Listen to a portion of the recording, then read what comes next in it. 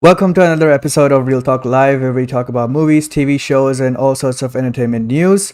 I'm your host, Krypton Cage, and I'm joined here today by my co host, the Viking. How are you doing, man?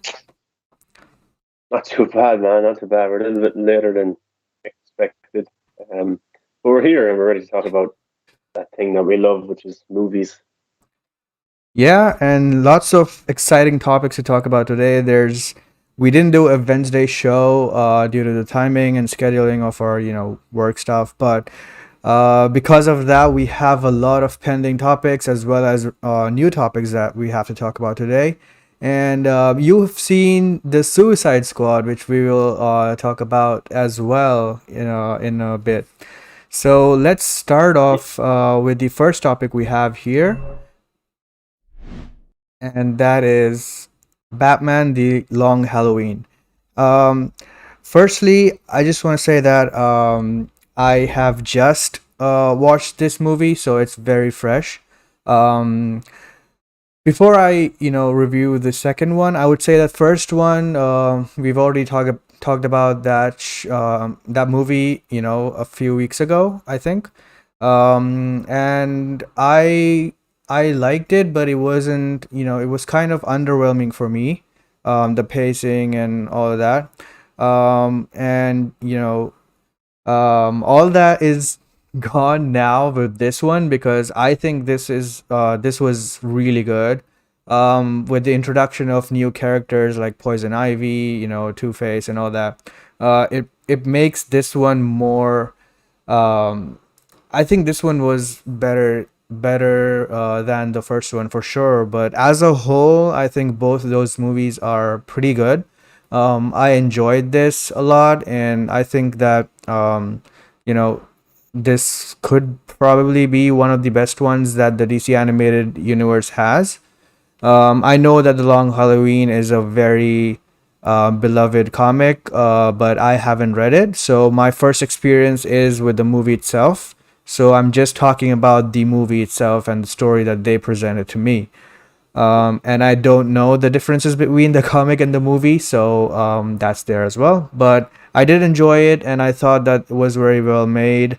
The animation also felt like how it is um, during the old animation stuff that we really like, and that I really enjoyed. So, have you got the chance to see this movie, and what did you think of it, man? No, I haven't kissed because I didn't even know it was out. Oh, that sucks. So you saw the No, first one, right? yeah, I see. I got that's the first one. I liked the first one a little bit more than you did. I like the style to it. And I said when I was reviewing it myself, I said that I think this would be a very good live action Batman movie because it reminds me a little bit of the Arkham games. Batman kind of meeting different villains. Going to Arkham, beating Calendar Man, played by David Des Macklin, who's playing Polka Dot Man in the Suicide Squad right now. I thought maybe he was the standout, even though he had such a small role in that first movie. He was amazing. And I actually think in this one, he has a bigger role. If you want to elaborate on that in a second. But yeah, I enjoyed the first one. I just thought, even though I'm a big Joker fan, I thought maybe the weakest part of the film was the Joker playing scene because it was the only part of the movie that felt like it was trying to be a comic book or, it was trying to bring in that fantasy element to the first movie because the first movie is very grounded. It's about this killer who only kills on holidays, Halloween, Thanksgiving, Christmas, New Year's, things like Easter, I think, as well. Holidays is when he kills. So I actually thought that was very interesting how the story isn't just over the course of a night or two or a week. It's over these months. And I thought the ending for the first movie was a nice little twist when Batman thought he had figured out who the calendar or the holiday killer was, but it wasn't. And we still don't know going into this second part. So I suppose a question I would have towards you is the first one felt like more of a setup to these characters, and we didn't really get to see the the comic book portrayal, say, of Two Face, because Harvey Dent he was in the first one, he was a big part of the first one, but he's going to be Two Face in this second one. I think Penguin was brought into it as well. Was the second one more comic book accurate in terms of the characters? And do you think that the first one was more of a grounded one? Do you think this one is more of is taking it extra bit further. Maybe I don't know. You want to describe it? There's poison ivy in this one as well, isn't it? I think. Yes. So is it pushing the sci-fi kind of fantasy element a little bit more than the first one?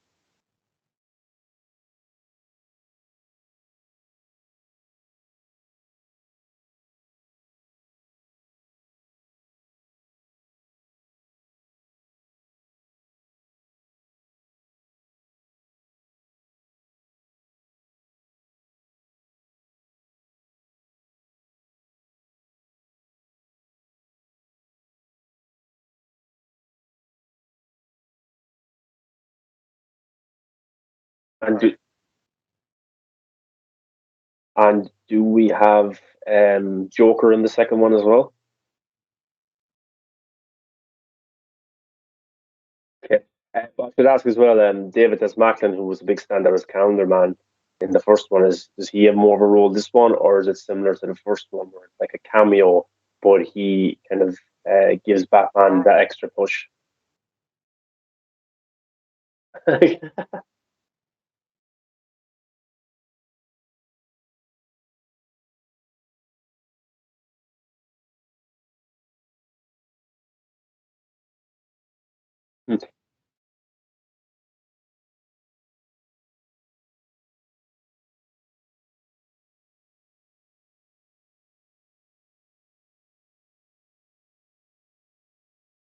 And just a second last question. The second question is not related to the movie, but what the first one had a gangster element to it, like Goodfellas or The Godfather. Do we still get that in this one? All right, that's awesome. And also, if they were supposed to show a sneak peek for Injustice, or is that just if you buy the Blu-ray? They just,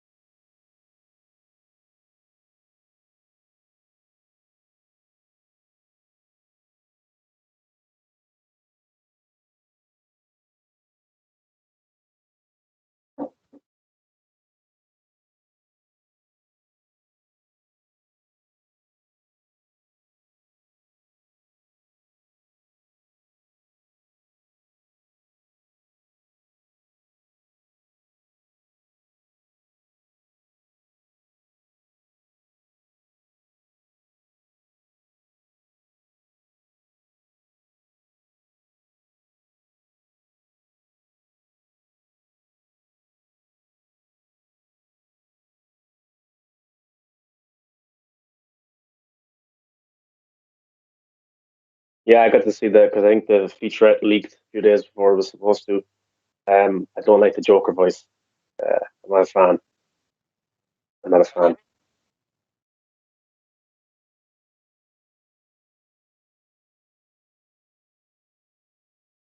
Yeah, the style. No, Jensen Ackles plays him in this Long Halloween.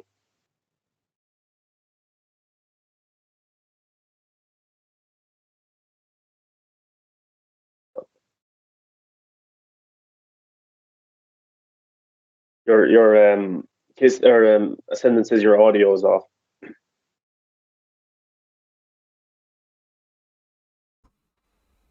How about now?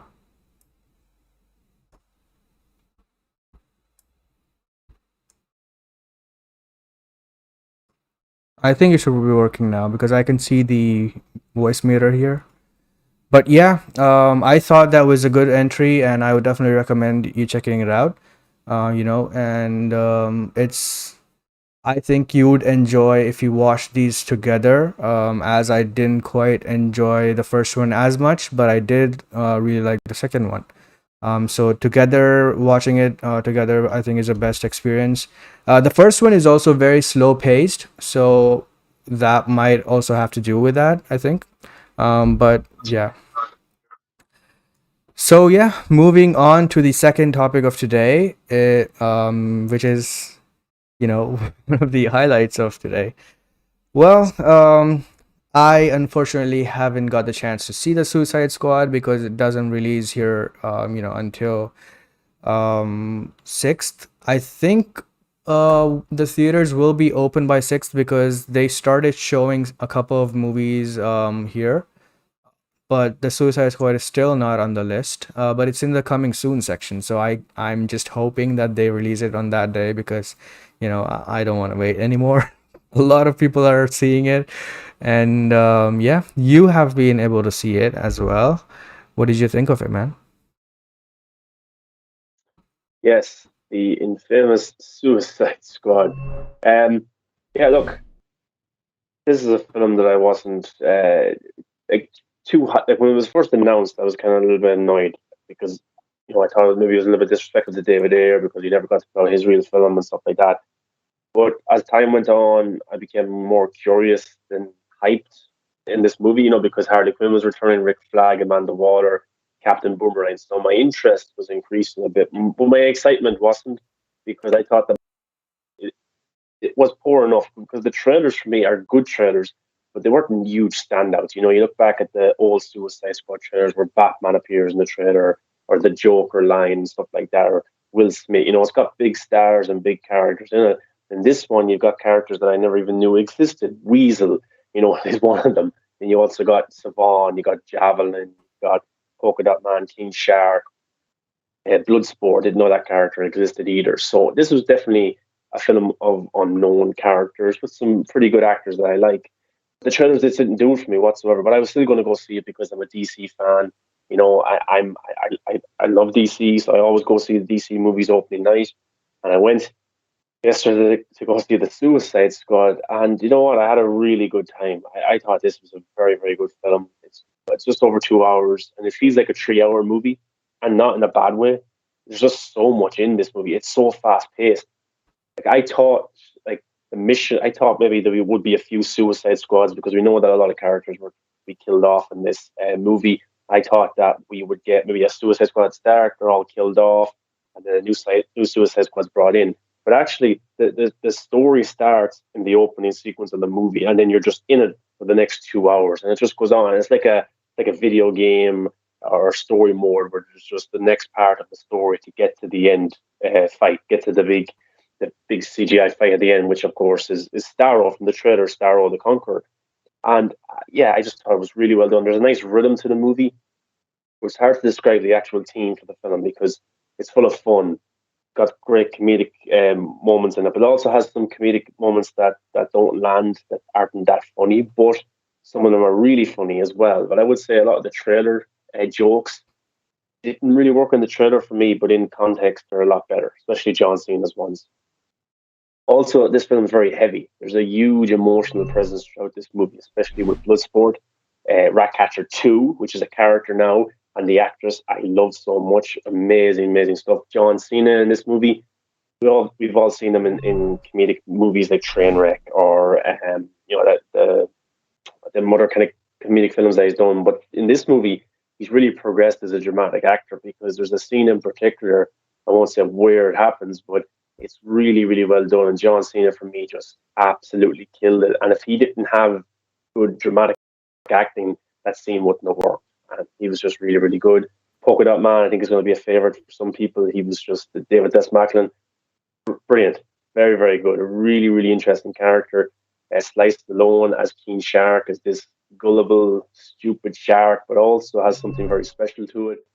And yeah, I just think it's a really, really good film. And James says it has some surprises. Yes, it got a lot of surprises. There's so many shocks in this movie. So many times where my jaw was on my lap. I was like, oh my god, did they just do that? And the tagline for this movie is "Don't get too attached."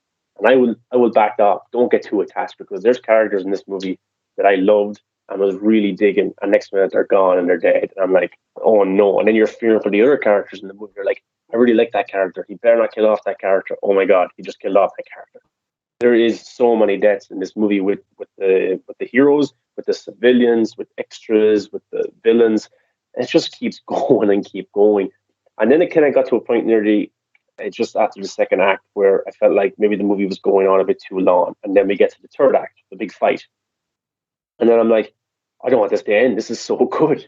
And there's a nice beat to the movie. There's a nice rhythm where it's got its nice comedy moments, its heavy moments, its drama, the action, and it's very hard to describe this movie for me. And I don't think it's like any comic book movie that we've gotten in a long, long time. So, Suicide Squad for me is a really enjoyable watch. I had so much fun, and it's a director showcasing his vision for these characters in R-rated format, and he pushes the R rating. You know the way in Wonder Woman 84 where Wonder Woman's action sequences aren't the best, and then you watch the opening to Zack Snyder's Justice League where Wonder Woman kicks the ass of those terrorists and kills them. You're like, oh, that's my Wonder Woman, and it makes Wonder Woman 84 kind of a lesser movie. In this movie, it kind of makes Birds of Prey a lesser movie because you know the way the Suicide Squad is R-rated and so is Birds of Prey. James Gunn really pushes the R rating, while Birds of Prey for me didn't really do that. But yeah, I think it's. I can't wait for everyone to see it, have a good time with it, and don't listen to the naysayers who call you. I got called a Warner Brothers shill today for liking the movie. Don't listen to those people. Just go watch it and enjoy it and have some fun. That's what I did, and I'll probably go see it again. That's awesome to hear, and I can't wait to see it, man. This movie is now certified fresh at Rotten Tomatoes with 97%, I think, critic rating, um, which is pretty good for But I was expecting this, and it's a James Gunn Suicide Squad R-rated movie, and from what I've seen so far, and from the type of filmmaker James Gunn is, I had full faith in this succeeding. But I still have to watch it, so unfortunately we cannot talk spoilers today. But we'll definitely be covering spoilers, and we'll have the spoiler talk next week when most of us will have watched it. So make sure to tune in for that. Now, Yeah. Do you have any yeah, questions, non-spoiler questions you want to put yeah. towards me? So one of the questions I had was, does this movie feel like a sort of a sequel to the first one? Okay, so uh, I would say in particular for Harley Quinn, this feels like Harley Quinn's third story in the DCU. He doesn't specifically mention certain moments that's happened in the previous two movies or characters, but you can she's talking about characters without actually mentioning characters. And if you've watched the other DCU movies like the first Suicide Squad and Birds of Prey, you can understand what she's saying. So this definitely feels like the third movie for Harley Quinn. In terms of it, is it a sequel to Suicide Squad? I wouldn't say it's a reboot or it's a direct sequel. I think it's a movie that's called The Suicide Squad with recurring characters that were in the first movie with a similar kind of mission where they're bad guys and they're brought in for the Suicide Squad. Amanda Waller is over this group. There's a chip at the back of their skull. If they misbehave, they get killed. I I don't think it's not it doesn't feel like a reboot. It doesn't feel like it's being disrespectful to David Ayer's movie whatsoever. Took some of his characters, brought them into this one, kind of changed it up. The Rick Flag's a little bit different. Captain Boomerang's the same. Harley Quinn is the same. Amanda Waller is the same. So I didn't really have a problem with it whatsoever. So I just think it's a James Gunn's Suicide Squad. He's doing his own thing, but it's not a direct sequel. But it's also not a reboot either. And I think it's if I was to pick one, it's more of a sequel than it is a reboot. That's awesome to hear because that's what I was expecting. And they can't call it a reboot because, like you said, there are recurring characters and the same actors. So I don't know how they were propagating the reboot thing. But yeah, Yeah, that if that's the way they went, that's pretty cool, and still says that the filmmakers uh, still want this universe to be connected and to continue, despite what the executives say every single time. yeah, yeah. And even James says it feels like a continuation from the first one. And Yeah. even in the trailers, there's a scene where Saban, played by Michael Rooker, he says, I'll say who he says it to. He says it to Rick Flag, who's of course is the leader of the Suicide Squad, and he goes to him. It's in the trailer. He goes, "Oh, so this is the famous Suicide Squad." So for me, that was a nice little hint that the Suicide Squad exists in this world before this movie, and they've been successful. And that's the New York battle. So, or whatever city it was in, New York, I think, or M- Gotham, I think or it wherever it was was. Uh, Midnight City or something. okay, okay, yeah. I think So yeah, but this is the famous Suicide Squad, and Midway City. yeah. So yeah, I do think it feels like a continuation, definitely. Cool. And Harley Quinn and Captain Boomerang interact, and they interact in a way where like, oh, they know each other and they're friends. They basically say that in the movie, we're friends. And Rick Flag, they're friends. The Suicide Squad one exists in this world. These characters, they just don't reference it. Like they don't remember Enchantress. Like they just don't do stuff like that. They don't have to. You wouldn't do that in every movie anyway. So every sequel you wouldn't go back and reference the first one. Yeah. Yeah, so that's a pretty cool thing. And another question I want to ask is, does this um I don't know how to exactly frame this, but does this feel like it's part of the Snyderverse that was established before, or is it?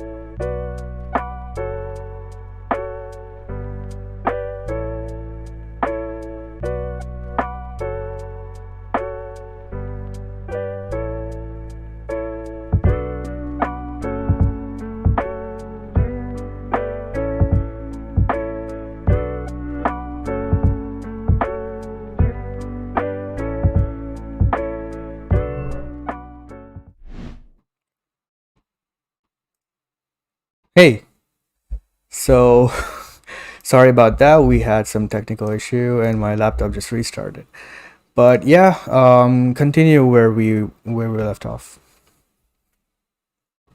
I think your question was, does it relate to the Snyderverse or something like Yes. that? Um, the Suicide Squad is James Gunn's movie, and it's not concerned about building a cinematic universe in terms of, oh, let's reference the Justice League, or let's reference a standalone superhero movie so one of these villains can pop up in it. It's not concerned with that whatsoever. It's just concerned with being its own thing, and that's okay. I would say that it's trying to create its own the Suicide Squad universe, because we know that a Peacemaker series is on the way. That's coming in January 2022, so not long to go for that, starring John Cena. So I will say that it's building the James Gunn universe itself. But there is two references to the larger DCEU that I don't want to spoil. One of them was in the trailer, the Superman one, it's for put Superman in the ICU. There's also another reference. I think it may be already out there. I think one of the actors already spoke about it 2 weeks ago, but I don't want to spoil it just in case I'm wrong. But yeah, there's nice little cool Easter eggs like that, references to the other DC world, but it's not concerned about that whatsoever. The Snyderverse, if they're talking about Henry Cavill's Superman, then that's the Snyderverse, and they're also talking about another superhero as well. He first popped up in the Snyderverse, so yeah. But I think maybe Zack Snyder's Justice League coming out maybe will have an influence in some of these directors going forward. Maybe like the Flash movie, but the Suicide Squad movie was created way before any of the Snyder cut stuff came out. So yeah, the Suicide Squad is its own thing, and Amanda says the Suicide Verse. We might have to change that Yeah. name, but yeah, something like that. Squadverse. That's exactly what it is.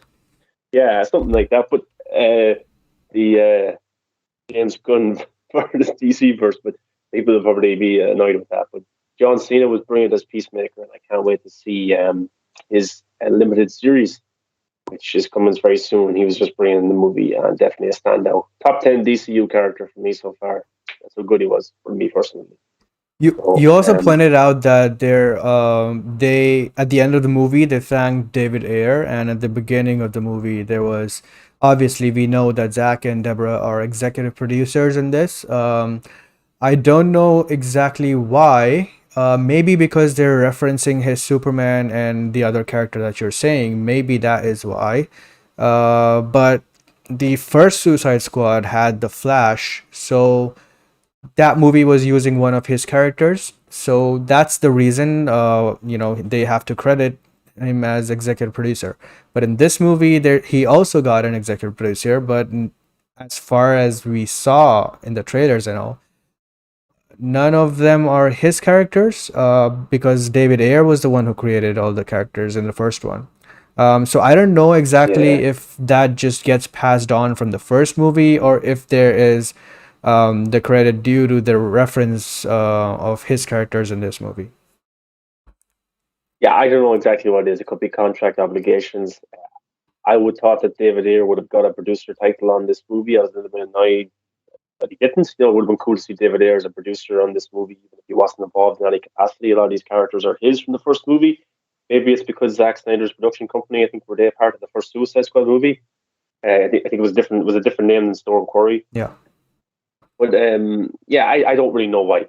I don't really know why. But it was cool to see Zack Snyder and Deborah Snyder in big writing on the big screen, and they're also on the screen at the exact same time as Walter Hamada's name comes up. So that's going to piss off a lot of people.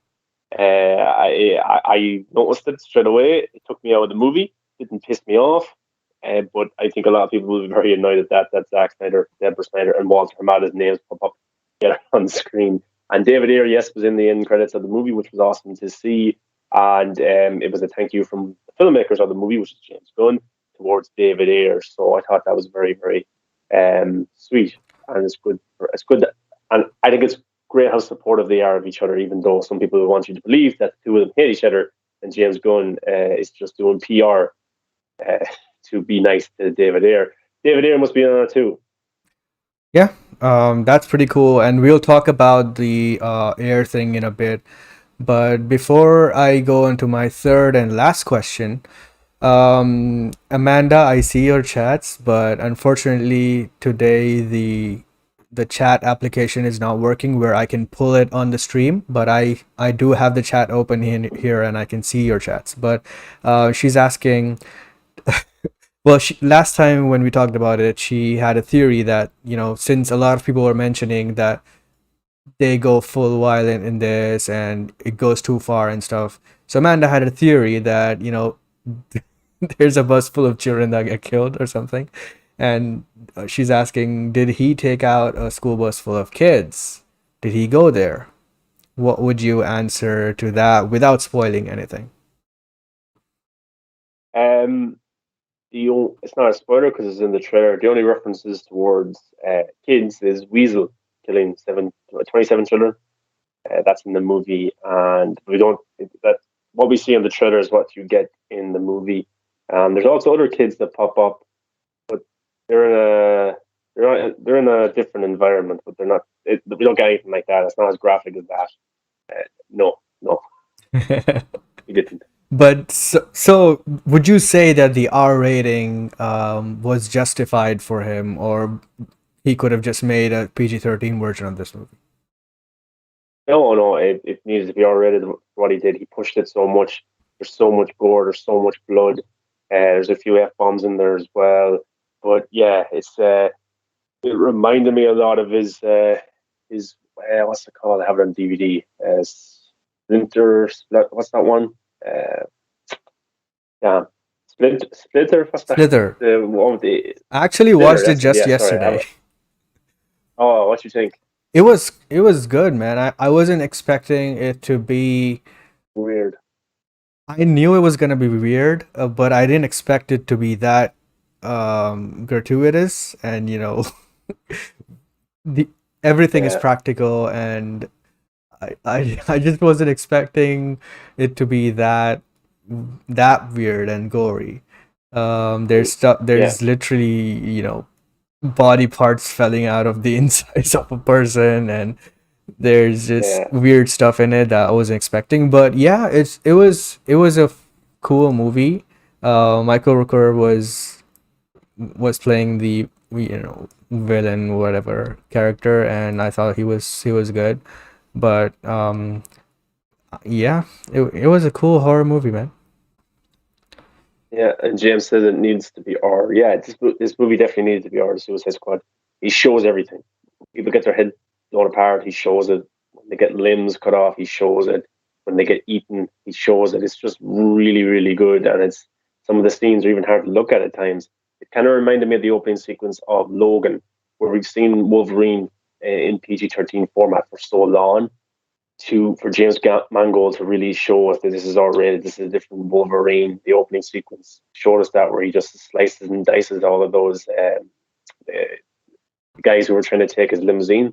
In the opening sequence of the Suicide Squad, were brought into it straight away, and you're like, "Oh shit, this is R-rated, and this is the way this movie's going to be for the next 2 hours." Oh yeah, it was brilliant. Awesome. And I knew I said that was my final question, but I do have one last question. Um, so for me, the studio version of the Suicide Squad in the first one, it felt one of the things that I didn't like about that movie and the Suicide Squad in general. I have one rule for the Suicide Squad is that they must be villains.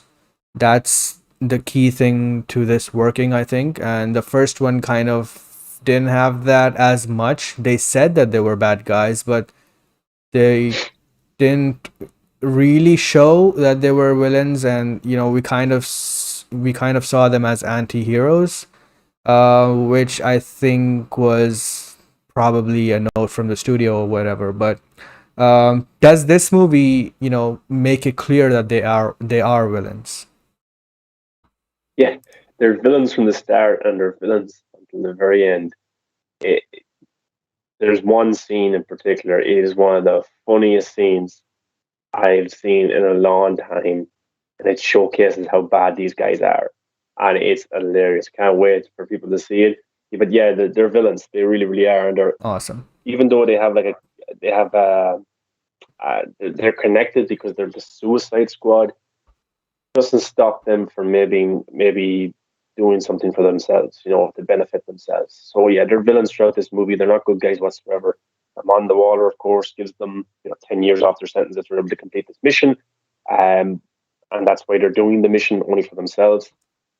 But there's other aspects that happen throughout the movie where like these guys are bad guys, but I'm still rooting for them, and even up to the very last moment, they're bad guys. So yeah, Yeah. that's definitely James Gunn. I felt made he made it his mission to make sure that was kept throughout. That's cool because I think that should be how the Suicide Squad is, and that's how they are in the comics and the animated movies and whatever. So I'm glad that that happened here. So yeah, I'm pretty much excited to see it. I'm hoping they show that in the theater. So far, it just seems that they are going to. So hopefully it's IMAX as well, because I'm definitely gonna watch it in IMAX if I get the chance. So yeah, let us know what you think of it in the comments below. I know a lot of you guys have seen it because you've been talking about it in the group. But yeah, I'm very curious to talk about it next week when we can discuss it openly with spoilers. And yeah, also, if you want to check out my YouTube channel, Movies That Matter, I break down the end I explain the ending, and I also go through the two post-credit scenes. If you want to go have a look at that, Movies That Matter. So I'll be doing videos all week, kind of talking about some of the other DC Easter eggs. If you've seen the movie, watch it. If not, put it on your watch later and then watch it. Awesome. All right, so with that out of the way, we can move on to the next topic here, which is Scarlett Johansson sues Disney, man. Dude, this just came out of nowhere. But it's not that surprising to me, but shocking at the same time because, they literally just sued. Um, so just to give a backstory to this, um, we've been talking about how the Disney structure change could affect the future of the MCU, and similar things to Warner Brothers, how their internal studio battles just pour out of that onto the screen, and it affects the movies we watch. And there's so much stuff happening behind the scenes that directly impact the movies that we get, or the movies that we don't get because of that. So a similar structure change happened at Disney, which we covered, a few months ago, I think, and we were discussing how that would impact the company. And a few people that are in the know say that they are having massive infighting right now, which we are not seeing, of course, because that's Disney and they like to keep it covered. But one of the things is that just recently Black Widow came out, and finally, after moving it for so long, pushing it back, month by month and all that stuff, they finally decided to release it in theaters and Disney Plus at the same time with Premiere Access, which is you have to pay a $30 fee, I think, to watch it. So they did that. And so far, in the promotions and everything, the director and Scarlett Johansson, they were very professional, and they were just promoting the movie, interacting with fans. They had Kevin Feige also had a full on watch party where he was, talking about the movie and stuff. So all that happened, and then a few weeks later, just out of nowhere, the news dropped that Scarlett Johansson just sues Disney over the Premier Access thing, and mainly it's for breach of contract. And of course, Disney replied with a shitty statement that says that's somewhere along the lines of blaming ScarJo not um, not assessing the situation of the pandemic and being insensitive to that and all that stuff, which I think is bullshit, because firstly, whatever's going on in the world has nothing to do with the contract. When you sign a contract, you have to 100% adhere to it, and you have to fully agree. You already agreed to fulfilling the contract. So if in the contract it says that a certain thing in the contract doesn't happen, then that is a breach. So they look, all the actors and all the filmmakers have a certain cut of the box office money, and especially big stars, they do have a big cut from the box office money, right? And apparently they never agreed to have it released both in theaters and Disney Plus at the same time. And even ScarJo wasn't agreeing with that, and that is a breach of contract from Disney's end.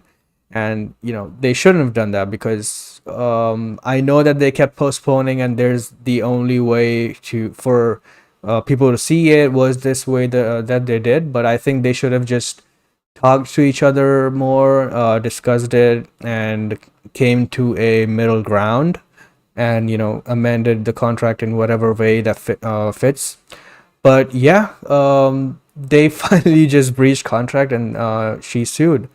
And after that, one day later, apparently Emma Stone is doing that for Cruella, and someone else is also looking into that. And so this is going to be a big thing right now, not just at Disney, I think in Hollywood as well, because WB went through the same thing just a few months ago, and we said on the show it's never about what they don't care about where you watch this movie. It was never about that. Even though they said, oh, the theatrical experience and all that bullshit, we knew that that wasn't the case, and they don't care about that.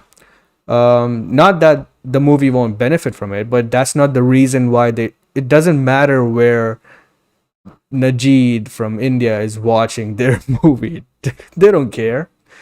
right? So it was always about the Sure. contract and the money that they will get from the box office and all that. And we said that, and this one just proves it because the one at WB, Gal Gadot and Pat Jenkins never said about that stuff, but it was kind of internally dealt with, and I think even Gal Gadot got somewhere around $20 million, or Pat Jenkins did, and they were compensated, right?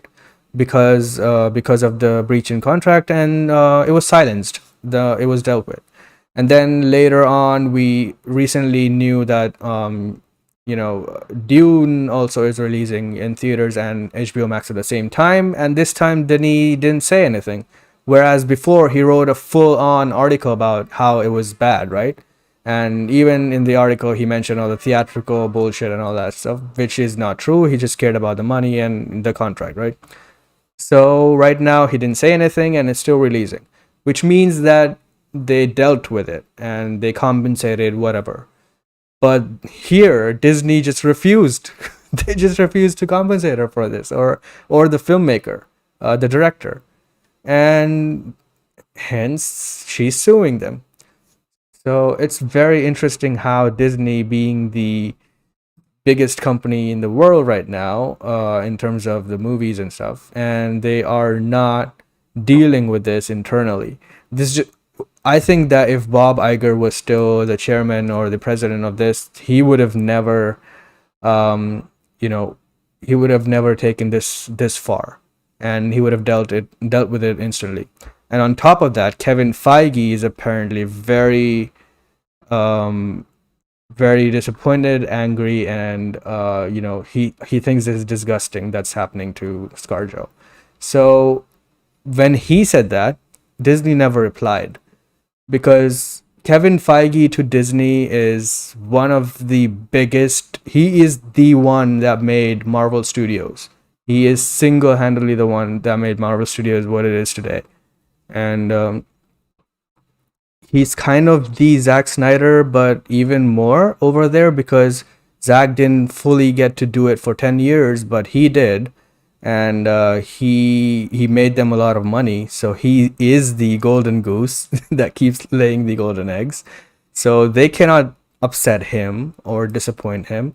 Whereas I think they felt that, oh, Natasha is already dead and she's not gonna be in more movies, so it's fine that we fuck her over, and she's a woman, so she won't say anything and stuff like that. Maybe they're thinking. But if Kevin Feige is upset, they can't say anything because they can't allow him to walk, and that would be very, very, very detrimental to their universe. So at this point, they even need him because there's no end game or Infinity War coming. They basically have to build the next phase of the MCU, right? So yeah, all of this is very, very interesting. You saw this play out. We've been covering this for a while. What do you think of it? Yeah, I look. Fair play to Scarlett Johansson because she went on her press tour for Black Widow. She promoted the movie. She wanted the movie to do well. While behind the scenes, she was a little bit upset at Disney. And she's not suing the MCU. She's not suing Marvel. She's not suing Kevin Feige. She's suing Disney as a business. And this is what it is a business decision. Now, these are rich people. They make a lot of money. But her losing out on 20 million in her world is a lot because like it's a lot to us as well. But like from our point of view, we could say, but she's rich, Disney are rich. What's the point? Well, in their worlds, this is the money that's thrown around the place: 10 million, 20 million, 30 million for appearing in a movie, and then an extra 10 million for box office revenue. Like this is the world these people live in. And there's contracts for a reason. And she signed a contract that this movie was supposed to be a theatrical release. And in that contract, if the movie makes this so much money at the box office, she gets this much out of it. You take away that box office, she only gets paid for appearing in the movie. Most of the money is being made on Disney Plus, baby. And she doesn't see any of it. It only goes to Disney. So that's probably why she's a bit upset. And also, And she's it's all in the not Brie contract. Larson. She's the Yeah, founding member of the yeah, Avengers. She is there right from the yeah, beginning, from Iron Man 2. So she has yeah, been in almost every single, development, development phase of the MCU, and she has been fully supportive, and whatever they asked her to do, she did, and she has been there from the start. Yeah, and that's the problem. And she probably deserves more respect as a talent. Because I think her next movie is a Disney movie as well. That's in development right now. It's not shooting, but it's in development.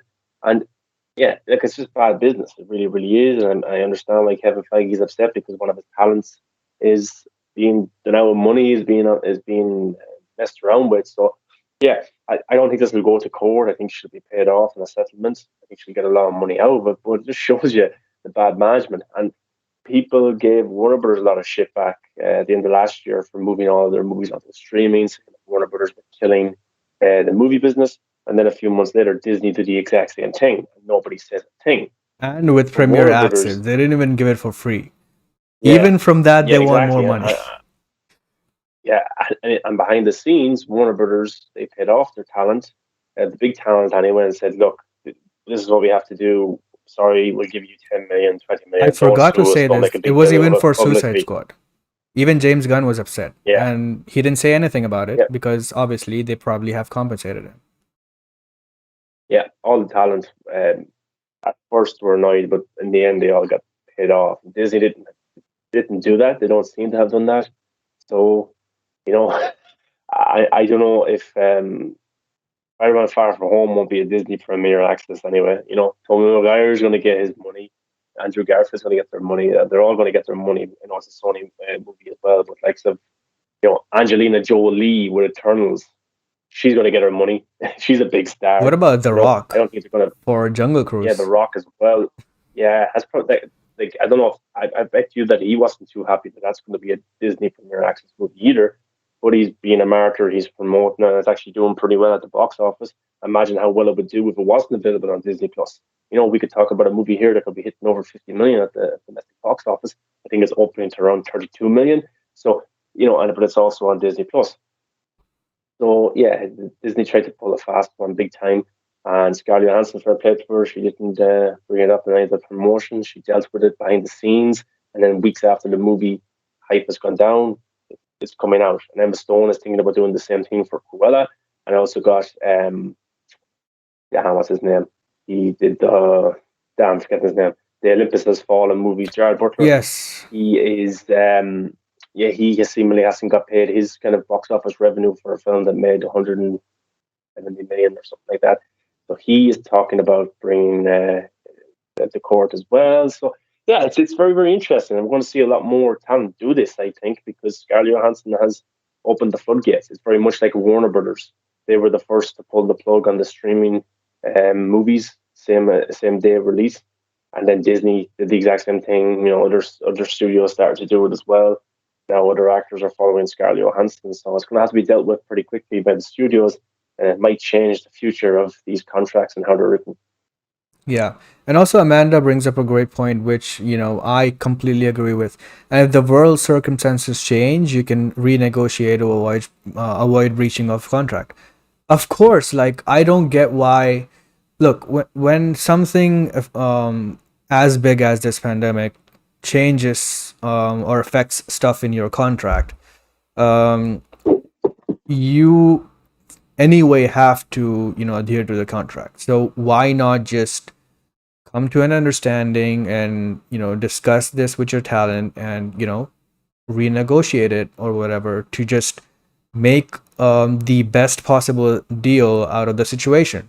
You can't just go and blame the actor or your talents um, based on something even they don't have control over. It's not their fault that the pandemic happened. It's not their fault to consider that in the contract or the job they are working so hard for. So I don't know, man. I can't unfortunately side with Disney on this because there's just no way. I am very um I'm very much in that category that thinks that if you're making a deal, if you're making a promise, if you're making a contract, especially when it's a signed contract, not even just a verbal agreement, you have to 100% adhere to it. There's just no way you can't do it. It's very unprofessional. Yeah, or you say, look, this is what's happening, and we're going to give you an extra. We're going to give you what we think you would have made from the box Mm-hmm. office if this came out in a world where there was no pandemic. That's what they did with Gal Gadot and Patty Jenkins over at Warner Brothers, and they said nothing. They got paid off, and likes of Keanu Reeves, the Matrix films coming out later this year. I don't know. I could see that movie being pushed into 2022, so it doesn't have to meet that hit his same date release. But I'm sure he got paid off as well. So yeah, James Gunn didn't say anything recently about it, so there hasn't been any complaints because they got the money that the studio thinks they would have gotten if it came out in a box office world. Yeah. And also, James M says that Jungle Cruise was gonna be the last one that had Disney Premier Access release. That is true. And Eternals won't have the Premier Access release. It will only come out in theaters, as of yet, at least. So we'll see how that goes in the future. But yeah, But it's very also interesting. the this new Delta variant is actually putting a few studios in the back burner because I know it's not a movie that we're all looking forward to, but Clifford the Red Dog, I think it's called, that's been pulled off the slate completely because the studio is in fear of the new Delta variant. And, seems to be a lot of younger kids and adults seem to be getting this new Delta variant, and maybe that's affecting that's what the demographic would have been for that movie, young kids. So like maybe they're afraid. I could see. I think it's going to be very interesting over the next 5 months, the winter months, to see if more movies are pushed with this, if cases go up and stuff like that. So I just thought that was interesting to see that that studio decided to pull that movie since the box office getting a little bit back to full swing. Yeah. And even the movies that are making a lot are the big tentpole movies like Fast Six, Fast Nine, or Black Widow, or stuff like Yeah, that. Suicide Squad may be one of them, but I don't think a movie like Jungle Cruise or a smaller movie or not so popular IP movie would make as much, right? Because even Cruella and other movies, they didn't release any of the numbers for those. And of course, Marvel Studios movie would make way more than any regular movie because that has a built-in audience that will watch any movie that comes out. So they have that advantage. So yeah, I don't think people would have that urge to go check it out in theaters if it's a smaller movie. So that definitely affects it. I also do the think that the day and date thing is probably a good thing for now, but I don't think it will work in the future. So they have already said that they will not be doing it in next year, and then Kylar said that they will be doing it next year as well. So there's a lot of conflicting things that's happening over there as well. look, these people are rich. These people, they don't care. They just want money, money, money. That's all they care about. And if they feel themselves being done out of 1 cent, they're gonna make sure they get 2 cents back. So Mhm. it's kill or be killed kind of world out there in the money world and the business world. Remember, like I think it's her lawyers that they published this lawsuit first. Her team or her surrounding team, her agents, stuff like that. So it's not just her losing out on money; it's her agents, Yep. her company, and yeah. So like it's a lot more than just Scarlett Yeah. Johansson that's pushing this, and it's a lot more than who's the main guy at Disney right now, Bob Iger, is it Bob no, Chapek. or is it Bob Jacob? It's more than just him pushing against this as well. Money, money talks. Yep. So yeah, we'll see how this one plays out. But for now, that's all it is, and we'll definitely cover this stuff if some big updates come out. But I do think, like you said, it will be settled with monetary compensation and stuff. So yeah, maybe they'll give her another Yeah. Black Widow movie or something, or maybe another original project or something. But yeah. Anyway, we can now move on to the next topic, which is a very interesting one. So there's a recent, there's a recent article, an interview with Scott Stuber of Netflix, and he basically said this. This comes from Variety. He says, the deal with Amblin gives Stuber hope that he might be able to lure Christopher Nolan, an outspoken advocate for the big screen experience, to Netflix, particularly now that Nolan has soured on Warner Brothers over the studio's decision to send its entire 2021 film slate to HBO Max. The pair have had ongoing conversations. If and when he comes up with his new movie, it's about can we be a home for it, and what should we need to do to make that happen? Says Stuber. He's an incredible filmmaker. I'm going to do everything I can. In this business, I've learned you need to have zero ego. I get punched and knocked down, and I get back up.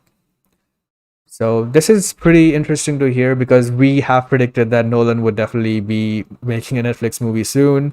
Scott Stuber is apparently going, well, not apparently, he's seemingly going, after the big filmmakers now to lure them into Netflix, as this is the perfect opportunity for him, as firstly the pandemic is going on, so his deal is got to do with streaming, so it's his best, it's in his best interest to go after filmmakers and say, hey, we'll let you make whatever you want, just come to us and we can figure that out.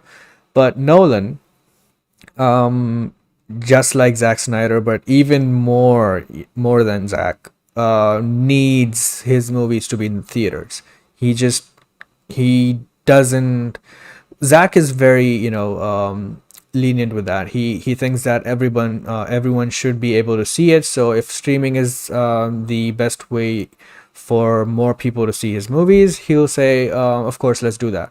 And even for that, Netflix tested the theatrical window thing first. So Army of the Dead was released 1 week before it was dropped on streaming in theaters. So I think that will also be one rule for Nolan, and it will probably be even bigger than 1 week because Nolan probably would ask for like 2 or 3 weeks or 1 month or whatever because you know he's very like the article you mentioned, he's a very big advocate for the theatrical experience. So yeah, I think, and he also mentions, Stuber mentions that he'll do everything in order to get him. So yeah, I think whatever Nolan's terms are, it will have to do with the theatrical release first, and then streaming later.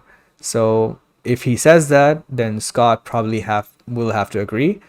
But out of that, he's getting Christopher Nolan, arguably the best filmmaker right now, with 100% consistency. Um, you know, so yeah, it will be a big win for him. With Zack Snyder already making franchises over here, and now they already had Scorsese and other filmmakers, and now he's apparently going after Nolan. Do you think um, Netflix is going to be in direct competition with the big studios like Warner Brothers or Disney in the near future because of what Zack Snyder is building? Rebel Moon franchise and Army of the Dead franchise, and all those potential could be as big as Star Wars one day. And because of that, and having filmmakers, big filmmakers like Zack Snyder, Martin Scorsese, and Michael Bay, and now Christopher Nolan, do you think that will level up Netflix even more, if that's even possible? Once upon a time, you could send a request to Netflix for a DVD, buy a DVD, and they'd send it out to you. You could rent a DVD. Now they're trying to get Christopher Nolan to make movies for them. And I think that Netflix is evolving from a streaming service to something that's a lot more wide range. We heard that uh, video games will be brought to Netflix Mm-hmm. with no extra cost. So you can open up your Netflix account, you can watch Army of the Dead, you can watch the Fear Street trilogy, you can watch Stranger Things. You can also play some video games. I don't know if it's going to be mainstream games like Halo or Call of Duty, stuff like that. I don't know exactly what games, but I'm sure they're going to be big enough games. I actually like we see them breaching into theatrical releases as well. Army of the Dead was out a whole week, did pretty well. I think it's the most successful Netflix film at the box office, or something like that. Irishman was released, a month before it was released on Netflix. I could see them, and I've said this here before on the show. I could see Netflix giving Christopher Nolan the money to make a movie and distribute that movie as a theatrical movie only. And after its theatrical run, then it's on Netflix. It's in theaters for 3 months, 4 months, whatever it is, and then it goes on Netflix. I could see them doing something like that. I could see in the future where they make movies for streaming and they also make movies just for the theaters. And then after they have a theater run, they're on Netflix. So I think that's what they're going for. I think they've purchased Cinemark or a Cinemark theater as well. So yeah, I definitely think that's the way they're going. They're evolving as a brand, as a business, and it's brilliant. And do I think they'll get Christopher Nolan? I think they have probably the best chance of anybody. I think Apple will probably go in and try and get him as well. Amazon, everyone will put money into this to try and get Christopher Nolan because he's obviously pissed off at Warner Brothers. Warner Brothers would have to do a lot of convincing to bring him back. But yeah, I think this would be a huge get for Netflix. And Stuber was able to get Zack Snyder for Netflix. He's a great businessman, and he's going to try. And even if Christopher Nolan rejects him, he'll go for the next Christopher Nolan. He'll go for somebody else. He's already had Michael Bay work for him. He's had Martin Scorsese. He's had Zack Also, Snyder. Christopher Alfonso Nolan Cuarón, has who made Roma, and that was, I yeah, think that won Best Picture, or was it just nominated for Best Picture? yeah, yeah. It won Best Yeah. Picture, and So also they have a lot of Steven Academy Spielberg. Awards. Yeah, Spielberg has signed a contract with Yes, Netflix now to produce movies for them. So yeah, Christopher Nolan at Netflix. I think if Chris Stuber agrees to, or Scott Stuber, sorry, agrees to give Christopher Nolan full theatrical distribution on a movie of his choosing with a budget or whatever he wants, Christopher Nolan will want that all day long. So absolutely. yeah, I think it's I think it will happen. Yeah, me too.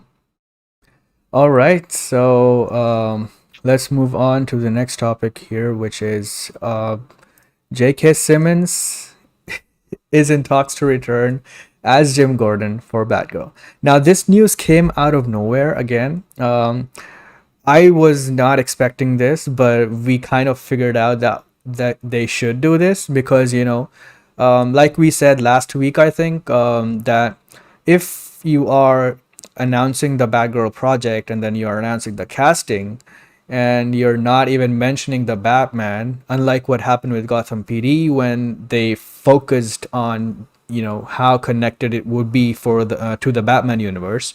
That means that this Batgirl movie won't be connected to the Batman. That's what I concluded. That's what I got from the articles and stuff. And now, with J.K. Simmons returning, apparently, this I think solidifies that this movie is going to be in the DCEU. It will also benefit that they have Supergirl movie coming out, and they have a Batgirl project that's going to HBO Max. Um, they probably want a team up movie in the future, so this is, I think, the best way of doing it. So this comes to us from the Hollywood Reporter. They say J.K. Simmons is coming back to the Batbeat. The Oscar-winning actor is in negotiations to reprise the role of the classic Batman character Commissioner James Gordon in Batgirl.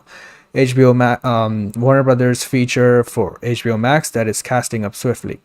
Bad Boys for Life filmmakers Adil Al Arbi and Bilal Fallah are directing from a script by Christina Hodson, the DC mainstay behind Birds of Prey and the upcoming The Flash movie. Simmons was cast as Jim Gordon by Zack Snyder for 2017's Justice League and appeared in added material for the filmmaker's recently restored cut, Zack Snyder's Justice League.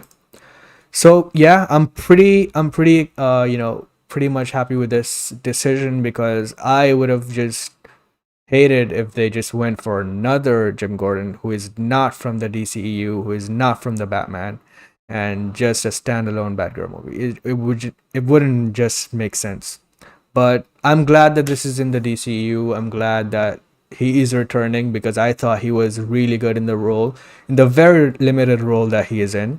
I'm really glad that he's coming back. And also, he was supposed to just be teased in the Snyder Cut and, then later on come back for the Batman, but that didn't happen. So at least I'm glad that he's, getting to reprise the role for this movie. And maybe we'll even get Ben Affleck's Batman cameo or a reference. And then maybe one day Ben Affleck will make the Batman movie he wanted to make, and then Jim Gordon will again reprise his role. So this does open up the door for that, and I'm pretty excited for this. So yeah, you saw this casting news. What do you think of it? I think it's very important that the DC movies from here on out do pretty well for Ben Affleck to come back as Batman. I think as the Suicide Squad, it's obvious. Yeah, I think the Suicide Squad is doing pretty well with critics right now. I don't know how it's going to do with the box office because with HBO Max and COVID and all that kind of stuff. So it might not make as much money as it would. But I think if the Suicide Squad is pretty good and it does well, I think if the Flash is pretty good and it does well, Black Adam, these other DC movies that are coming up, and Batgirl as well. Ben Affleck maybe might be more open to coming back because the DC feels like it's on its feet now. Critics seem to be more nicer to it. Bloggers seem to be nicer in a way to it as well. I think Ben Affleck maybe would feel himself becoming in a good environment to make a Batman movie or a Batman series or pop up as a cameo for the Flash or as Batgirl. So I think it's important that these movies do well because if they all do shit and they're all received in a bad way, he'll never come back. That's the way it is. But this one right here, J.K. Simmons as Commissioner Gordon, I think is brilliant. I love him in the Snyder Cut. He's in the Marvel Cinematic Universe. He was in the Sony Spider-Man verse. He is in the DC universe now. It's awesome.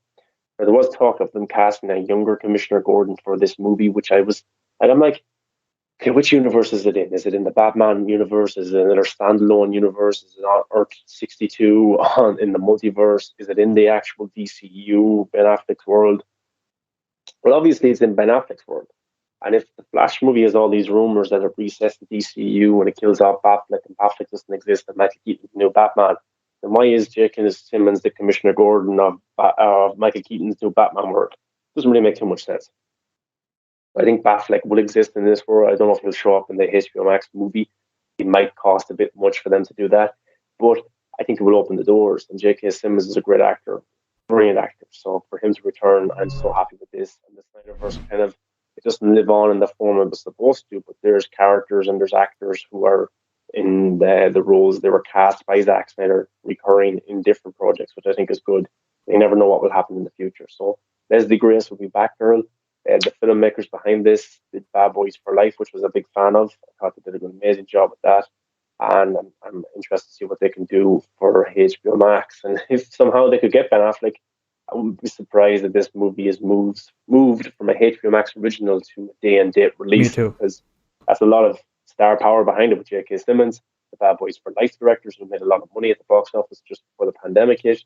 And you throw Ben Affleck in there, maybe a really good villain, a well-known actor. I think this could be a good theatrical release instead of just a HBO Max release. So it's promising, and let's see what the future can hold. I'm sure if the background exists in this world, then Affleck obviously exists as well. Hey, I'll just say this that, it's a fact, and I'm not making stuff up or anything. The Flash movie, the script of the Flash movie was written by Christina Hodson, and her script is so strong that it got Ben Affleck to come back from retirement to play the Batman again. It got, VFX supervisor to come back for the Flash to do that. It got Ray Fisher to come back at that time. It got Ezra Miller to, finally settle for this, and it got Andy Muschietti to come on board, and they're finally making this movie. So it's her script that's doing that. And she is also the writer for the Batgirl movie, which just now cast Jim Gordon and J.K. Simmons as Jim Gordon. So I'm just saying that if the script is strong and these people are coming back to play their roles that they loved so much when Zack was around, maybe there's a chance that Ben Affleck might appear or have a cameo or some sort in this movie. That's that's why I said, I don't know if you missed the start. I think it's crucial that all these DC movies do well Yes. over the next 18 months for him to come back and want to come Yeah. back. I think Suicide Squad, Black Adam, Shazam 2, Flash, I think critically and money wise, I think they need to do pretty well. And then Ben Affleck get that itch back. He'll feel like he's coming back into a good environment and he'll be more open to playing Batman. And then maybe, just maybe, he thinks, wow, I could put a Batman movie out here or series on HBO Max, and the bloggers and critics aren't as maybe judgmental as they used to be. That would be Superman. Yeah. So let's hope. But that's just me being a Warner Brothers shill.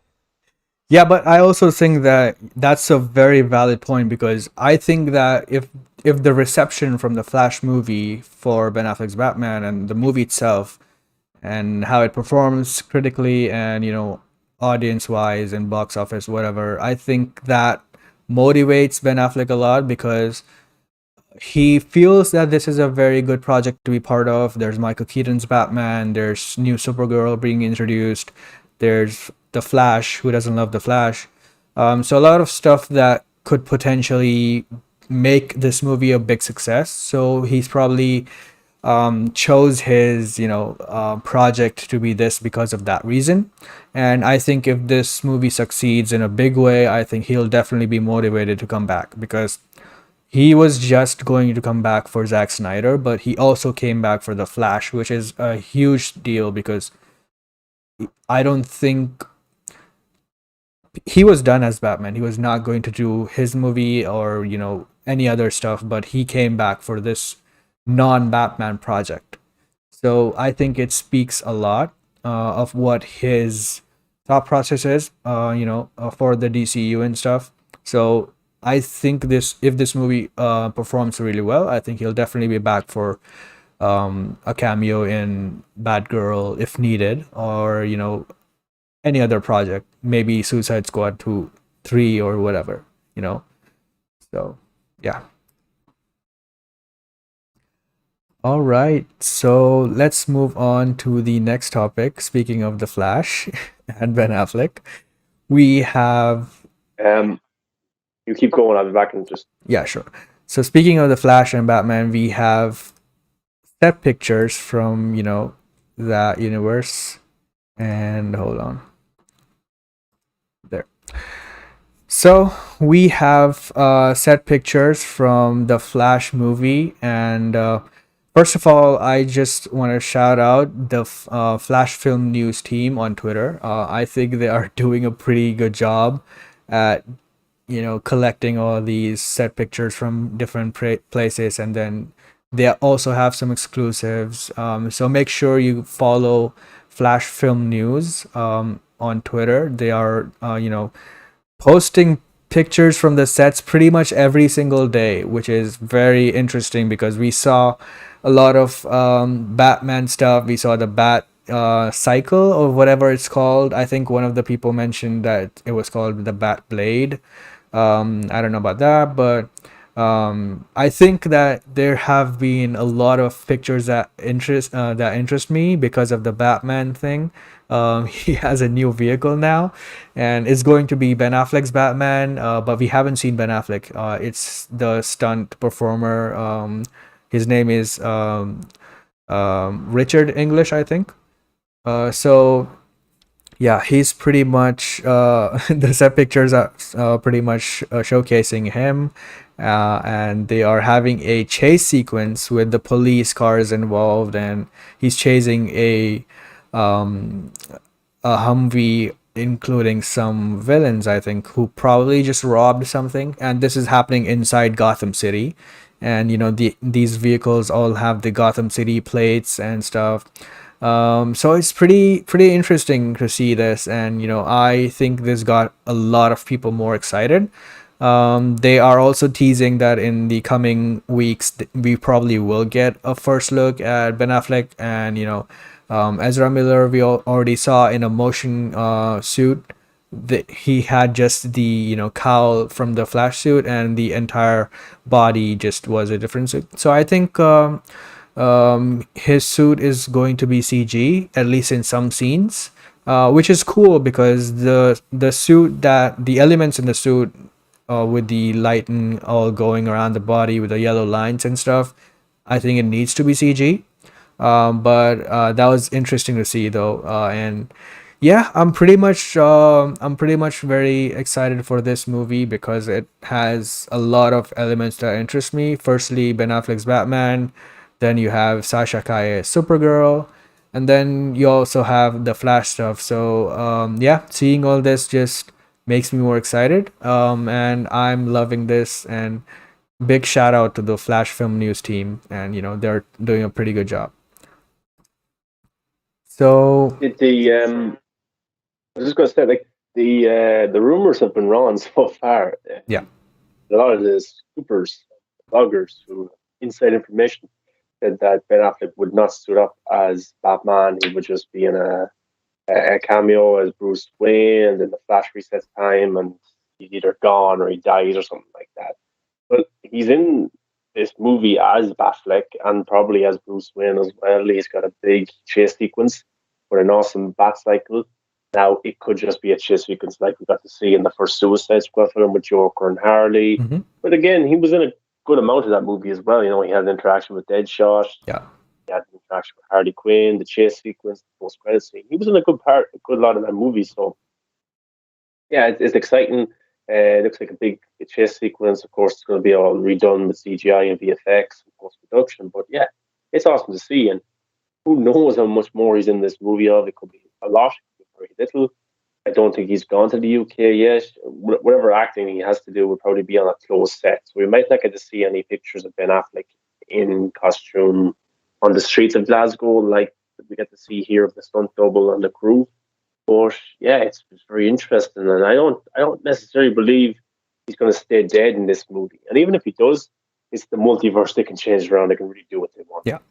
So it doesn't really matter that much. But I just hope that he's in a cool Batfleck scene and he has some cool dialogue as Bruce Wayne with Ezra Miller's Flash. So yeah, this is cool. And yeah, how can you not be excited to see more Ben Affleck Batman? Yeah, and I think that they are definitely going to have more Bruce Wayne scenes and Batman scenes. Uh, from what I remember, the announcement article that came out that he was coming back, I think that mentioned, or there was a rumor of some kind that Affleck himself made a lot of script changes to this movie, and then he signed up for it. So I don't think if it's just a chase scene or watching from a distance scene, he wouldn't come back for that. I think he has a bigger role than that. And I do think that we'll get some interaction between the Flash and Batman because obviously their dynamic in the Snyder Cut was like Ben Affleck's Batman was kind of like a mentor to him, and I think that plays a big part in where the Flash needs to go.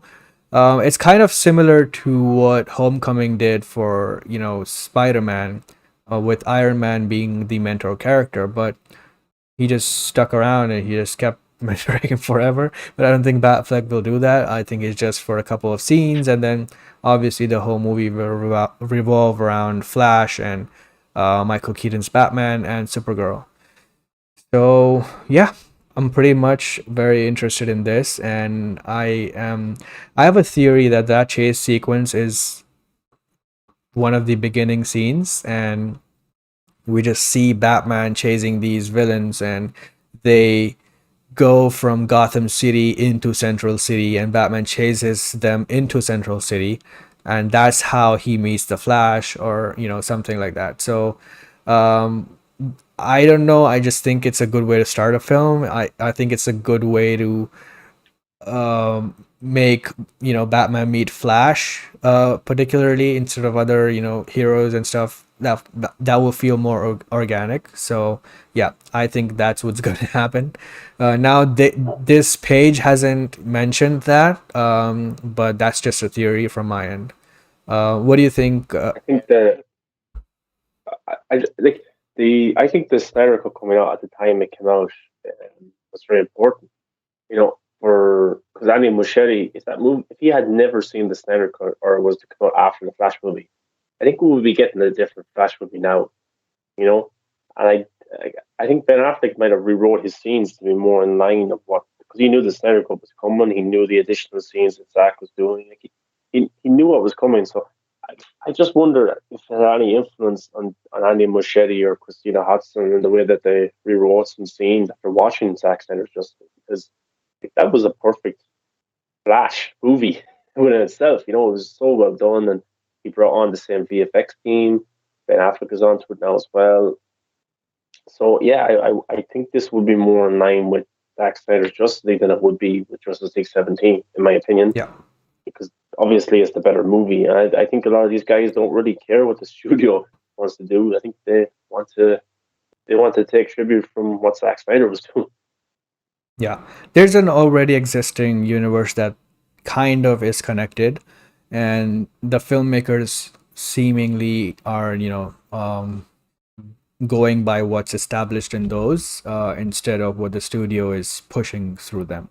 So a lot of Zach's crew and cast members are part of this, and I think that's a pretty good indicator that they are probably just following after Zack Snyder's Justice League. It doesn't necessarily have to be that tone, but it's just it just has to not shit on what's come before it. That's the only thing it needs to do, and it can tell its own story. Um, the Flash has a new costume, like Zack always intended the Flash movie was supposed to do. He has the yellow lightning now, and the VFX supervisor says that that's addressed in the movie and why it's yellow. So he said we have to wait and see. So yeah, I'm pretty much looking forward to this. Unfortunately, this movie comes out, way later than now. So that's the only negative. I think it comes out next Yeah, year in November, so it's more than a year away. yeah. Just have to wait. Be patient. But that's the thing about movie releases that when the first trailer comes, Hmm. time flies by quicker when trailers start to come It's out DC post releases. Fandom coming out in October. Yeah, so it won't be that far away. Hmm. Yeah, so yeah, I'm pretty much looking forward to this, and let's see how this goes. So speaking of the Snyderverse stuff, and just yesterday, David Ayer came out and put out in a reply to some idiot critic who just was shitting over his previous movie. He just had enough, and you know, I don't think. Look, I don't care if some people on the internet trash on Air, which he doesn't deserve, but I don't care much for it because there will always be those idiots who just hide behind a keyboard and say shit because they know they have no consequences to that. But Yeah, I do mind, and I do feel it's very shitty if professional critics and filmmakers or reviewers are actually trashing some other filmmaker or critic or whatever. So I don't like that thing to like happen, and that's exactly what happened yesterday. And David Ayer finally just quoted that person and replied with this. Now they put out a Hollywood Reporter article for this, and I'm just going to read from that. It says, "I put my life into Suicide Squad," Ayer wrote in a lengthy tweet titled "My Turn." I made something amazing. My cut is intricate and emotional, an emotional journey with some bad people who are shit on and discarded, a theme that resonates with my soul. The studio cut is not my movie. Read that again. A studio cut is not my movie. And my cut is not the 10-week director's cut, which they put out, like it was the extended cut. It's a fully mature edit by Lee Smith, who has worked with Christopher Nolan, standing on the incredible work by John Gilroy. It's all Stephen Price's brilliant score, not with a single radio song in the whole thing. It has traditional character arcs, amazing performances, a solid third act resolution. A handful of people have seen it. That said, Ayer added, "I never told my side of the story and never will. I'm old school like that, so I'll keep my mouth shut and took I kept my mouth shut and took the tsunami of sometimes shocking personal criticism. The director concluded by saying he is so proud of Gunn, and he said, "I support Warner Brothers and I'm thrilled the franchise is getting the legs it needs. James's brilliant work will be the miracles of miracles, and that I will no longer speak publicly on the matter."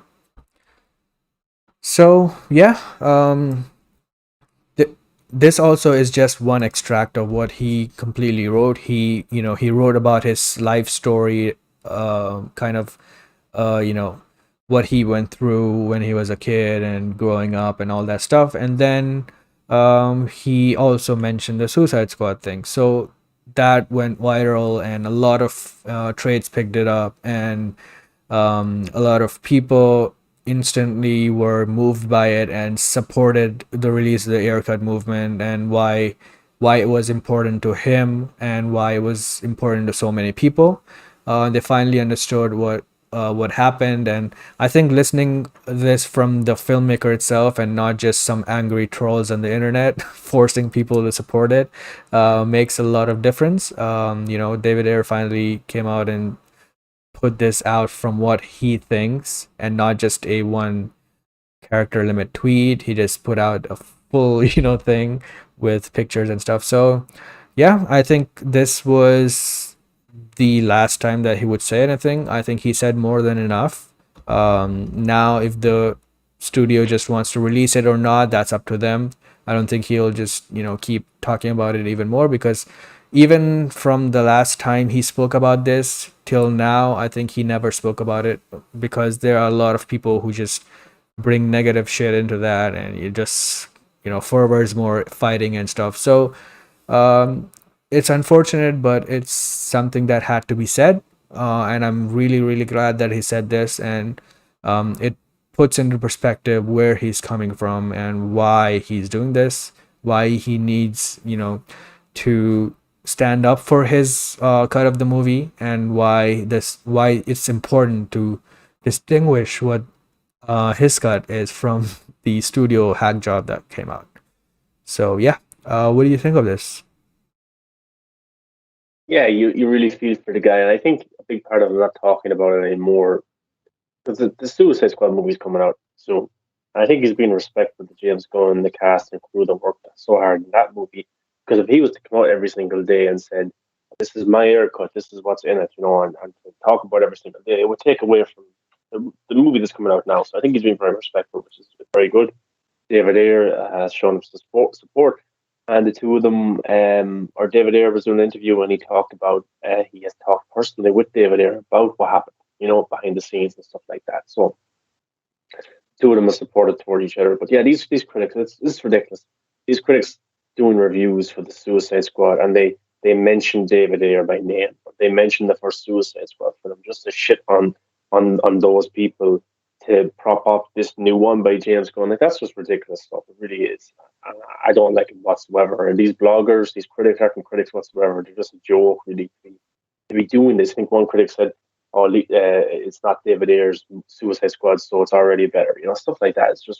It's ridiculous and disrespectful, especially when the information is out there that it's not his movie and that the movie that came out was studio driven and they changed things like that. So yeah, I want to see the Ayer cut. I have for a long time. I'm a big David Ayer fan. I love all of his movies. Even somebody who likes the first Suicide Squad movie and enjoyed it and went to go see it opening night with my brother. It's a good memory I have. I had a good time. I still support his vision coming out there, because I want to see more Joker. I want to see what his vision was for this darker Joker that he had in mind, and Harley Quinn and more Deadshot and all these characters. I want to see that because it will be 1,000 times different than the theatrical cut. As he said, his movie's all scored. There's not a pop song in sight. It's darker and stuff like that. So I think the Air cut has the potential to maybe match James Gunn's The Suicide Squad because it's two directors showing their vision.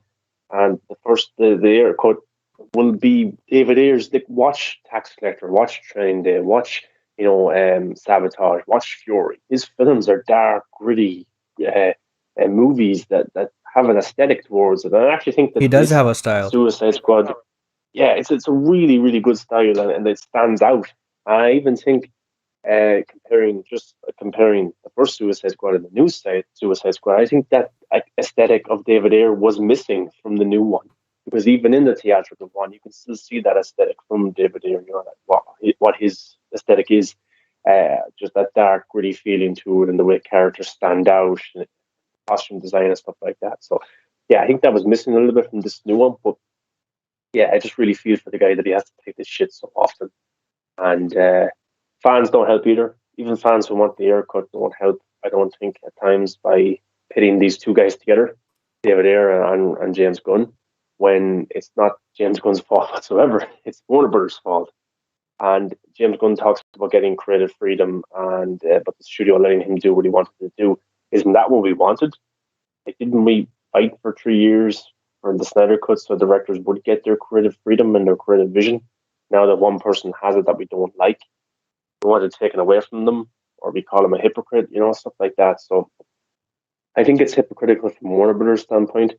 I don't think it's hypocritical from James Gunn's standpoint whatsoever. He's just talking about his own perspective and what he went through, and he acknowledged what David Ayer went through because he spoke to him. And he says that some of the people are different than the people that were at the studio when David Ayer was there, which is true. A lot of people are gone. Jeff Johns is gone, John Berger's gone, Kevin Tushara is gone. A lot of those guys are gone. Now, there's a few of them still around, of course, but yeah, it's going to be hard to get rid of them all. Every studio, I'm sure, has those guys that are very hard to get rid of. But yeah, I read all this from him the other day, and fair play from him and all out there. I think we will get the haircut at some stage, but I don't think we get it this week or next week or this month or even this year, because the Suicide Squad movie is out, and that's the one that they want to do well. I just think it would be, like, if it was announced, I just think it would be a little bit shitty towards James Gunn and the team that brought this new one. I think let this one come out, give some time to breathe, and then announce the haircut for 2022, or like, why not? It would be a lot cheaper than the Yeah. haircut, big time. So I think it will get out there instead. Yeah, I also agree with you. I think that, this has a more likelihood of happening than restore the Snyderverse or, making Justice League 2, whatever, because this doesn't have Snyder in it, and this doesn't cost like $80 million or something, and it doesn't have to do reshoots of any kind. They just have to go back and edit it the way David Ayer was gonna make it, and just finish, it like that. So I think it has a very high. I'm talking about the studio's perspective, because they look at all these things as a business. They won't just go back to work on an old project without some benefit. So And there's less input in this, and they have more to gain from this. So by doing that, they can also maintain the narrative that they are listening to the fans, and protecting the integrity of the directors and all that stuff. So there's a lot of benefit to them from doing this than there would be, negative aspects of not doing it. So I think that they will definitely come around to this at some point. And I also love that James Gunn is fully supportive, and he replies to every single thing that David Ayer talks about Suicide Squad, and he's very, he's very interactive with fans as well. So he makes sure that he makes sure that Ayer feels supported by James Gunn. And even from an interview statement, I think he talked about that. He's fully supportive of the Ayer cut. He's fully supportive of David Ayer and what he brought, and how he paved the way for Gunn to make this movie. So yeah, despite all the look, James Gunn is from Marvel, right? So Marvel fans can be toxic, but they are not toxic towards the filmmakers, because they get everything they want, right? So they don't, the filmmakers don't necessarily witness a lot of toxicity from fans. But James Gunn coming to DC had to go through all that. He had to go through those anti James Gunn people. He had to go through the anti, new DCEU people, and the anti and the just the random toxic people as well. So he has experienced that now, but he also has seen a lot of positivity.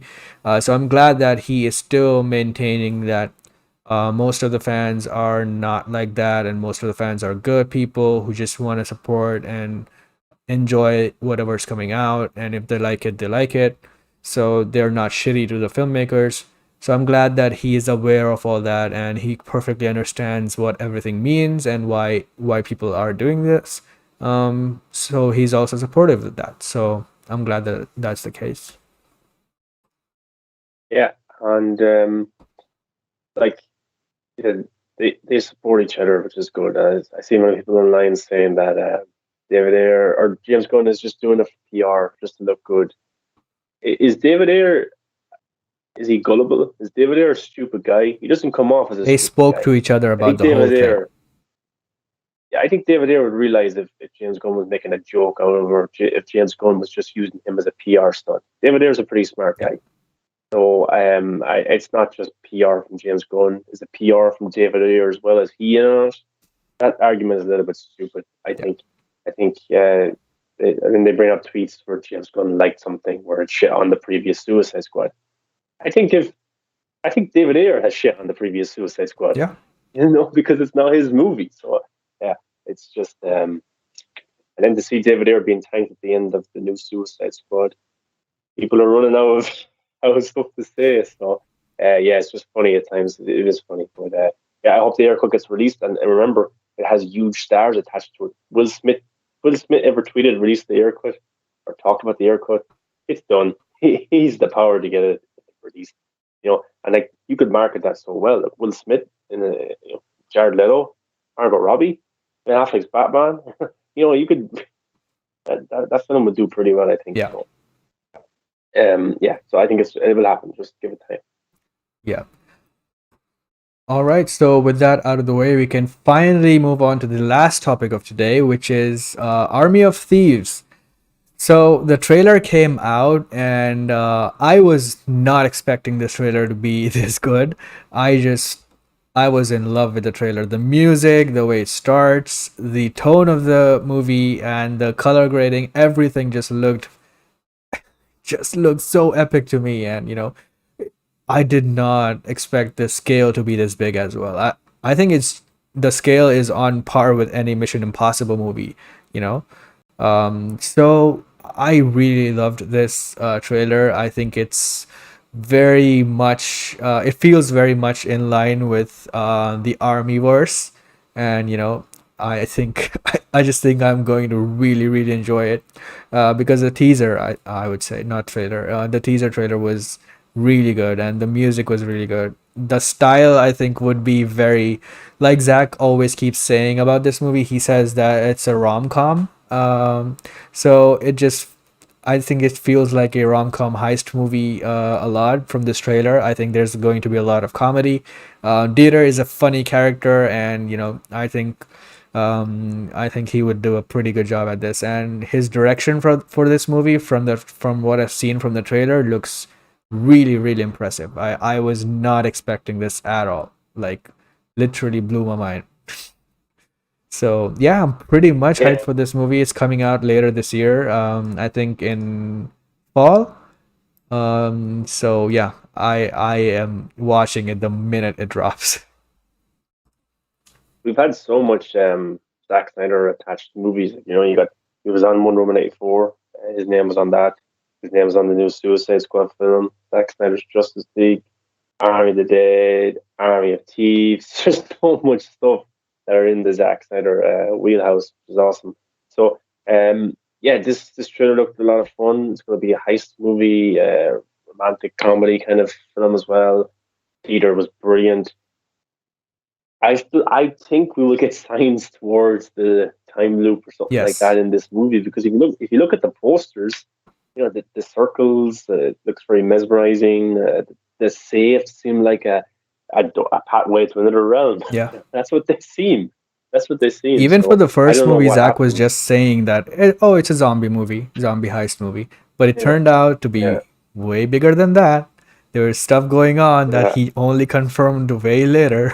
So maybe he's doing that same thing And here. You know?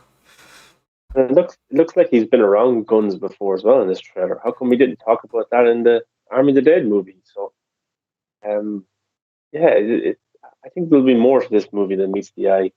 I don't know. I just have a feeling there will be. But yeah, it looks like a lot of fun. Dieter was brilliant, and it's also directed by the actor, I think. Yes. And some amazing shots. And it's not like Zack Snyder was there beside him on camera. I think um, they weren't even in the same location when this was filmed and Yeah. stuff. Because of COVID, was it? So Yeah, I think Zach was also working on the Snyder Cut during when this was filmed. yeah, so I think they were producing from afar over Zoom and stuff like that. But yeah, it looks like a very clean movie by a first time director. So like just some of the shots look pleasing and the camera work and stuff like that. So fair play to him This movie is set in for Germany. yeah, it just looks really. Some of the shots look brilliant. So I think that's amazing for for him directing this movie, and it looks like a lot of fun. And we'll see what it can bring. It's coming out later this year, I think, and yeah, I'm interested to see how it ties in. Like there was a reference towards zombies in the trailer as well. The zombie apocalypse is going on in the US. I think Deborah Snyder said that the world banking system is it's not functioning as the way that it should be because of what's going on in zombie apocalypse. So now maybe they're taking advantage of this. That's why they're trying to crack these safes. So yeah, let's go. Let's see. We might get a scene of America, more zombies and stuff like that. Or by the end of the movie, why does Dieter go to America? Why is he in that area? Might get something like that as well. So Yeah. yeah, I still think my theory is that the time loop will be referenced in some way in this. How cool would it be if the movie ends with a scene from his perspective that he's working in, that store, and then, Scott and um Mhm. Ella, I think was the character's name. They both come in, and that's where the movie ends. That would be really cool. Yeah, yeah, or you just yeah, I don't know how they're going to do it, but just still thinking about Army of the Dead and the time loop. Yep. That's still in my head. So yeah, I just think that there's something about these safes, and like if there's already aliens in this world, so why not? Why can't they impact what's on with these safes or what Peter's doing? Or I don't know, man. I think it's more than just a romantic heist movie. Yep. Me too. And I'm so excited to see it, man. Like, this just blew every expectations I had out of the water. The color looks specifically really like what a Zack Snyder movie would look like, and it looks so much fun. The music is great. It seems like there would be some big scale action scenes and a big heist being pulled off. So I'm very excited for that. And the costume design looks pretty good as well. Uh, Yeah, looks a bit like it's like something. It reminds me a bit like of Man from Uncle. Just the style of the characters and what they're wearing and stuff like that really stands out. So yeah, Dieter is a very likable character. Like, he's an underdog type character. So let's see what he can bring us in his own. I wonder, can he hold his own movie all by himself? He's a big star in Germany and he's done a lot of things. So I'm sure he can, but it's a big test for the Army verse. The first one was a hit, and the second one. yeah, yeah. I'm pretty much excited to see everything about it. So yeah, with that, we can wrap up today's show. That was the last topic, and that was a lot of topics to cover today because, well, like we announced on our page, we won't be doing Wednesdays anymore because of our schedules, and we kept figuring it out and finding a time, but it wasn't suiting us. It was very late for Maher. Like, he was doing it for 1 a.m. and usually it takes up to like 3 a.m. and then he has to wake up around 7 or 8 a.m. So that wasn't just working out at all. So yeah. Unfortunately, we won't be doing the Wednesday show, but for now, maybe we'll come back to that later on, when the schedule is more better for one of us and stuff. So yeah, for now we'll be doing on Saturdays and we'll be covering all the topics, but we still are going to do the breaking news thing. Every time a big article drops, we'll be talking about it right then and there. This week we were just very busy with that, so we hadn't got the chance to do that. But yeah, make sure you tune in to the next next episode next week when we talk about the Suicide Squad with full spoilers, and we can all discuss about every kill and everything that happens there. So yeah, follow us. You can follow us at the Real Talk Live at Facebook, Twitter, Instagram, and YouTube. Subscribe and like. If you like the show. So yeah, where can they find you, Mar? Yeah, movies that matter on TikTok, Instagram, Facebook, YouTube. And yeah, as I said earlier in the show, I'm doing some breakdown videos of the Suicide Squad movie, the post credit scenes, some of the Snyderverse DC references that's coming tomorrow. So yeah, some fun videos. Go check them out if you've seen the Suicide Squad and want to have a place where you can kind of discuss it, because it's very hard on Twitter or Instagram right now because it's not out in the world for everybody, especially the US. So you can come to my YouTube channel and we can talk about it. So yeah, just give me a follow, and if you watch my channel or Real Talk Live, let me know, and I'll follow you back if I don't already follow you. I appreciate the feedback and spending time with us. It's awesome to have you here. Yeah, thank you everyone for joining, and this was a wonderful stream. Unfortunately, we couldn't get the comments on the stream here because of the malfunction of the app, but I saw the comments here. You guys brought up wonderful points, so thank you again for joining and until the very end as well. We'll see you on the next one where we can talk about Suicide Squad. Full spoilers. I'm very, very excited for that. So until then, take care and see you.